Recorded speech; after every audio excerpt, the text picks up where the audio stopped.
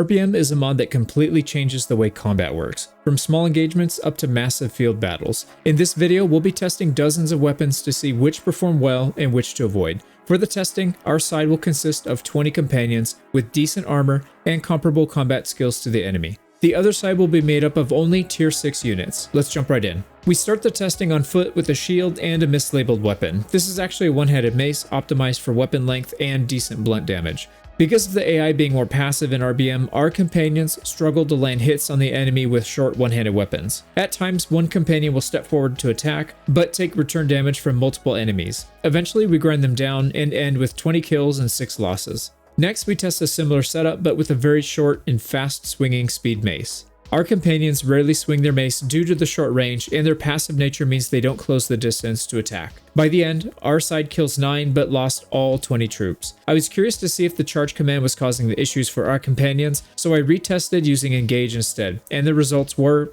well, you can see for yourself. Now let's look at a custom crafted one-handed sword and compare the results with the maces. The range is more than enough for our companions to land blows, but the enemy seems to shrug them off. Eventually we grind them down and end with 20 kills and 16 losses, significantly worse than the long mace. And finally, for the one-handed weapons, we close out with polearms. Let's start with the shortened polearm around 150 length. Immediately we see a massive difference. Our companions are attacking constantly and landing plenty of thrusts. By the end, we sustain only 4 losses, beating out even the long one-handed mace. One thing I noticed is that longer weapons tended to attack more often, but charging the line meant not everyone would step forward at once, creating small pockets of vulnerability, so I retested while holding ground. As you can see, one enemy would step forward to attack and be met with 2 to 4 polearms in reply. Provided the enemy doesn't envelop our lines, holding ground seems to be far superior to charging. We end up with 0 losses, incredible results. I was curious if there were diminishing returns when testing even longer polearms, so I equipped the companions with 290 length and repeated the 2 tests. The longer polearms meant the enemies moving forward to attack were relatively safe from being hit, but also meant that they were stabbed from much further distances. So companions who would normally be passive were attacking constantly, which washed out the effect. We see the same results as before, 4 deaths. However, on hold ground, we see a massive difference. Our entire line attacked non-stop. The increased length meant that the enemy line was always under pressure, even taking hits from a companion 3 or 4 units down in the line from them. In the end, 1 companion died. A quick note, only 1 test was ran for each of these, and there is some RNG involved, so anywhere from 0 up to 1 or 2 deaths are statistically equivalent. In RBM, a hit to the face or gap in the armor can result in a one-hit kill, and while the chances are low, they can affect the results. Let's do a quick recap here so we don't get lost in the data. When it comes to one-handed weapons, polearms are king. Even though one-handed maces do significantly more damage per hit, their ability to break through the enemy line is lacking. One-handed swords are awful, and it would be best if units didn't have them, even as a backup. When using polearm troops that have a length advantage over the enemy, it's best to leave them on hold ground since charging causes 1 or 2 units to move forward on their own, exposing them to multiple enemies. As for the ideal length of the polearm, it's hard to say, as medium 150 and long 290 performed nearly identically. Personally, I prefer longer polearms as they are better counter to cavalry and still do well against foot troops. Moving on, let's test a few two-handed weapon options, starting with the long Dane axe. One important thing to note, I equipped each companion with a shoulder strap shield which provided a ton of protection with no downsides. The axe seemed to have trouble landing hits at times, but their ability to block incoming attacks also increased. Blocking attacks can drain the enemy's posture faster than holding a shield in place, so our companions ended up losing only a single troop. Let's see how well the Falx holds up in RBM. It's one of the best weapons in the base game, but may not perform as well here. The battle seems very similar to the two-handed axe test, although the damage seems better with the Falx. These companions are brutal. In the end, not a single loss was sustained. For the last 2 tests, we'll test long and short two-handed maces. Within seconds of the 2 lines meeting up, there's already a kill by our companions. The length of this battle is much shorter than the previous 2 and ends without a single loss. Clearly, two-handed maces counter heavily armored troops. Now let's see how a shorter, faster swinging two-handed mace will do. The short mace gets off to a great start, even faster than the long mace, but then the battle stagnates a bit. It seems like weapon reach is an incredibly important stat, even for two-handed weapons. There are still no losses, but the battle lasted much longer. It's interesting to see how much more effective two-handed weapons are in melee combat, even when the enemy has a strong shield wall. The obvious weakness here is against ranged weapons, but barring that, the two-handed shock troops should be used when possible. Longer weapons performed better than shorter, and maces outperformed everything, although two-handed axes and swords still had good results. We won't spend too much time on javelins, but I did want to test a few scenarios. We start with one stack of 4 javelins and no backup weapon. The first volley blows a couple shields to bits, but no casualties. They're able to get 3 to 4 volleys off and killed 7 of the 20 enemies before they reached our line. Our companions switched to melee mode and crushed the remainder of the enemy, suffering only a single loss. I noticed the early kills only happened when a javelin hit the face, so I repeated the test but still killed 6 before the lines reached. Next, we swapped the javelins out for ones that deal bonus damage to shields and immediately see the difference. After a couple volleys, the enemies are left with only 3 shields. However, these javelins do less damage, and only 4 casualties were inflicted. Once in melee mode, the javelins performed poorly and our companions are crushed. Finally, we test with both javelins and the long polearm equipped. Once again, we see several shields destroyed and 6 troops killed before the lines meet. Once in melee range, only some of the troops switched to the preferred long polearm while others kept the javelin in melee mode. Even worse, some tried to throw javelins at the enemy at point blank range, causing them to get mini stunned and taking hits. The results are still great, with no losses in the end.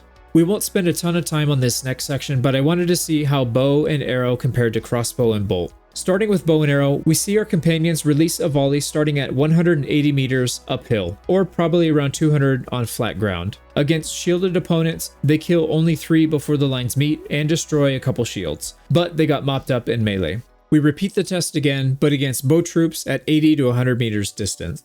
The equipped bows are the same on both sides, but our companions have much better armor and end up with only a single loss. Now let's look at crossbows. The first volley goes off around 130 meters, which is a massive difference from the 180 with bows. 2 shielded troops are killed before the lines meet, so the damage is fairly comparable. Against the same bow troops, however, the damage is much less at the same 100 meters, and our crossbows are ordered closer. Eventually, all the enemy units are killed, but we've lost 6 companions in the process. Unfortunately, I cannot recommend using crossbows in RBM, as their range and damage are much less until you get to that near point-blank distance. Stick with bow companions instead. Now for the part I was most curious about, mounted companions. Let's start our testing against foot troops without weapons, which will be a baseline to compare against for later. The first charge kills off 2 troops with no losses. On the second pass, 4 more are killed and still no companion losses. By the end, all enemy troops were flattened out without a single loss. Keep in mind, these are tier 6 enemy troops with long polearms and massive two-handed maces. Without any losses, the only way to compare these results will be to measure how many charges it took to defeat the enemy. In this case, it took 5 cycles. Let's try out some two-handed weapons first, starting with the two-handed axe. The first charge kills off 4 and takes 4 charges in total to finish the job. It's slightly better than no weapon, but not by that much. Maybe the armor was too thick for the axe to do meaningful damage, so we test with the long two-handed mace instead. Again, the first charge killed off 4, and it takes only 3 charges this time to dispatch the enemy. Next, let's try out the same short polearm we used on foot, about 150 length. The first charge kills off 5, which is a huge increase from the unarmed charge. By the end, it took about 3 charges to kill off most of the enemy, and they began to rout, so we won't count running them down as a pass. We swap out the short polearm for the long 290 length, and we see the same 5 kills on the first pass. And like before, it takes about 3 charges to send the enemy running. It's interesting to see no difference between the short and the long polearm, as I would have expected more damage from the longer one. And for the final test against foot troops, we give the same long polearm cavalry a one-headed mace as a sidearm to see if they still use the polearms. For both charges, every companion used the polearm, which is great to see. In the past, I've seen companions use tiny one-handed weapons while mounted, preferring that over the long polearm sitting on their back. I decided to dismount our companions to see if they would swap, and sure enough, they used the one-handed mace. However, looking back at the results from earlier, I would prefer them to still use the polearms, so when building melee cavalry companions, give them only a polearm to use with no sidearm. Moving on to the last section, cavalry versus cavalry. This was the most frustrating section to test because the length of the battles. Let's start with the most obvious case, Polearm equipped companions that can couch lance. In the first clash, not a single troop went down from either side. Both party leaders were on foot and fell quickly, but then the circus ensued. Both sides chased each other around the map, more resembling a game of tag between toddlers than actual combat. It took nearly 9 minutes for the enemy side to fall, and we lost only one companion. Let's see if we can fix this problem by equipping the two-handed mace. The first clash had similar results, but tons of damage was being done while the two sides were stuck, and even one enemy went down. The actual battle looked similar, so the AI doesn't act differently based on their gear, but the results were quite a bit different.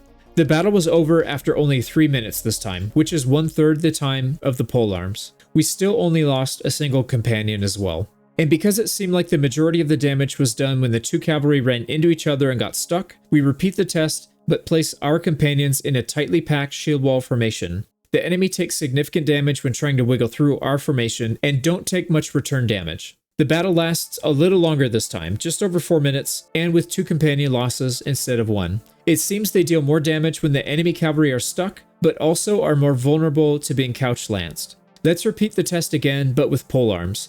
Because our companions are actively using their shields, they're able to avoid most of the couch lance damage, but also deal significantly less damage in return. After 5 charges, not a single unit on the field was dead, so we dismounted and continued the test on foot. Immediately, we see a difference. 1 to 2 cavalry get stuck with each charge and stabbed to death. By the end, not a single companion went down and all enemy cavalry were dealt with. To summarize the mounted section, it's pretty clear the weapon choice isn't as big of a factor when fighting against foot troops. Even without a weapon, still yielded amazing results, but with a polearm or mace, they'll get the job done even faster. For cavalry versus other cavalry, polearms will work, but the ensuing battle could take a long time. Two-handed maces perform well, but also at the risk of taking more losses. And finally, dismounted polearm cavalry provided the safest and most effective counter to other cavalry. With all that said, the best use of cavalry is to avoid other cavalry and target only enemy foot troops that are not tightly bunched up. On the flip side, the best way to counter enemy cavalry is to use tightly bunched formations of foot troops, and don't move when the charge hits. If you want to see these tests put to use in a real campaign, click this video right here to see the Robert Guiscard Mercenary and Companion Oling campaign. A massive thanks goes out to the channel members and Patreon supporters who help make less popular topics like this still viable. Thank you so much. Robert Guiscard What the f am I saying?